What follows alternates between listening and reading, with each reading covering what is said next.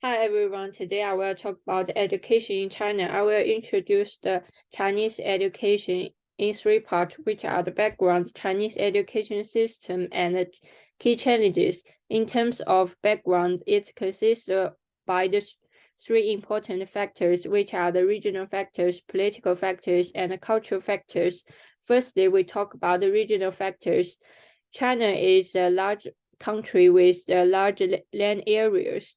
The landscape of China is stepped from east to west to east, with the majority of the eastern areas being coastal and the western areas occupied by mountains and grasslands.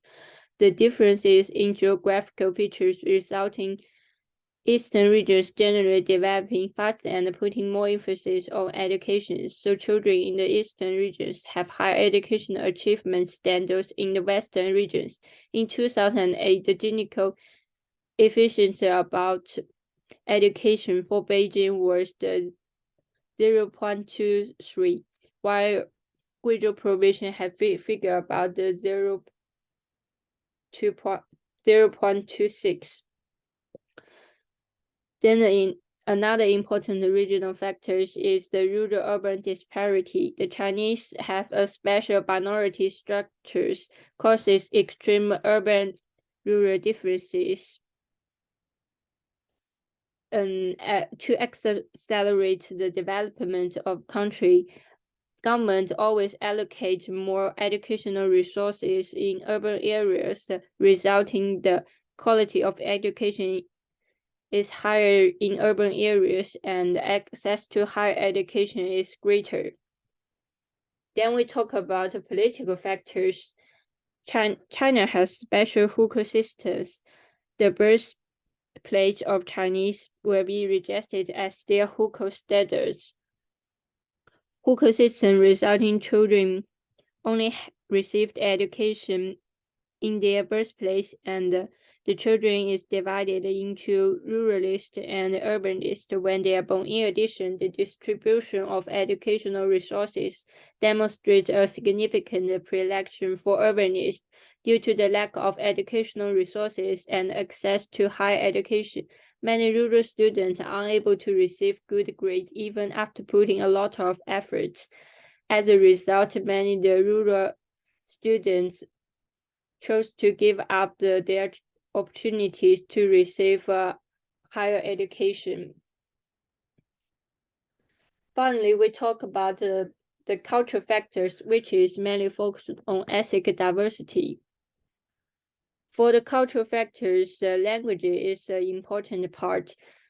China has 56 formally recognized ethnic groups, with the majority of its being of the Han nationality. Majority of ethnic minorities have their own languages. They use their own languages in daily life and in schools. However, their own languages become the most significant batteries to receive a high education, because after 9 years of compulsory education, all students must pass the standard national exams to get the opportunities to receive the higher education. However, many ethnic minority students fall in the test because they cannot understand the Chinese Mandarin language questions. Then in the second part, we talk about Chinese education systems. The Chinese education systems is consisted by the four stages. They are the primary school, secondary school, further education, and higher education. The first two stages is belong to the 9-year compulsory education. After the students finish the 9-year compulsory education, they have to attend a senior high school entrance exams. If the students pass these exams, they can go to the senior high school. If the students fail in the exams, they can choose to attend the vocational and technical education, or they can choose to become the labor force. When the students finish their senior high school coursework, they needed to attend the Gaokao, which is a kind of national higher education entrance examination. Only the students passed the exams can have the chances to go to the university to receive the higher education. As we can see, there are many exams in Chinese education system. So we're going to talk about the special exam-oriented education system in China.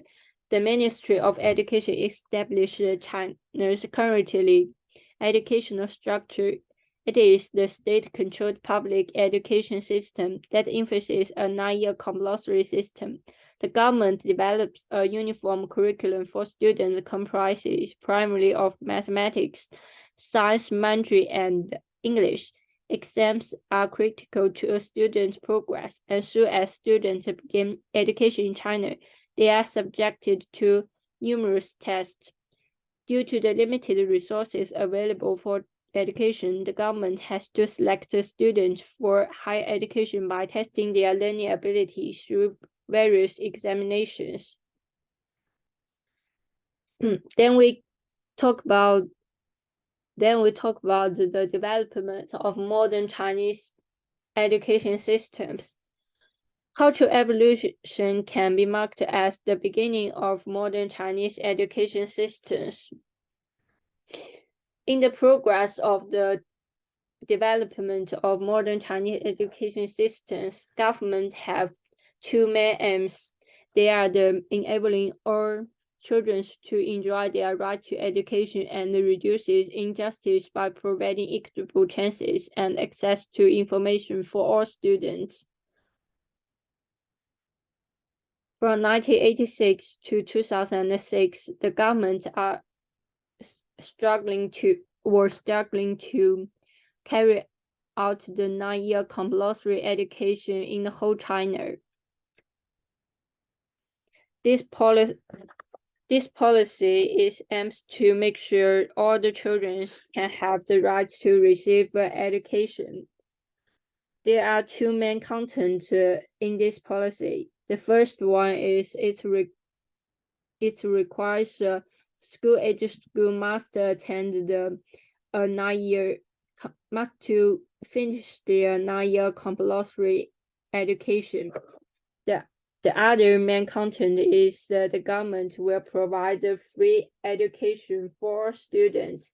It can reduce the burden of education fee for the poor families. The other two policy is aims to improve the educational equalities in China.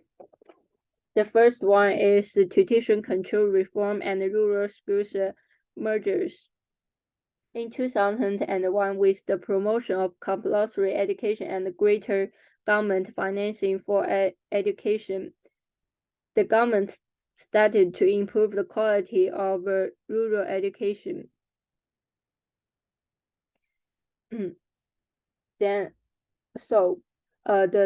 local government planned to merge small rural schools into big village-based schools. This allowed government can improve rural educational environment and the teaching qualities.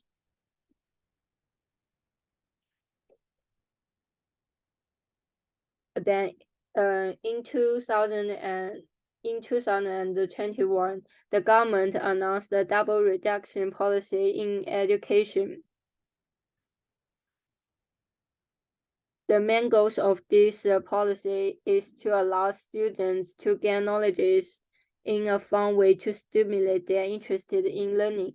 The second main aim for this policy is to provide all students with equitable access to educational resources and equal opportunities to get higher education. Finally, we talk about the key challenges in future Chinese education. The first kind of problems is about the educational inequality. The first one is rural students lose their competitiveness for higher education due to the lack of educational resources. For this problem, I suggest the government can invest more in rural education to improve their educational environment and the quality of teachers. The second problem is about students from ethnic minorities are missing out on many educational opportunities because of language and cultural issues.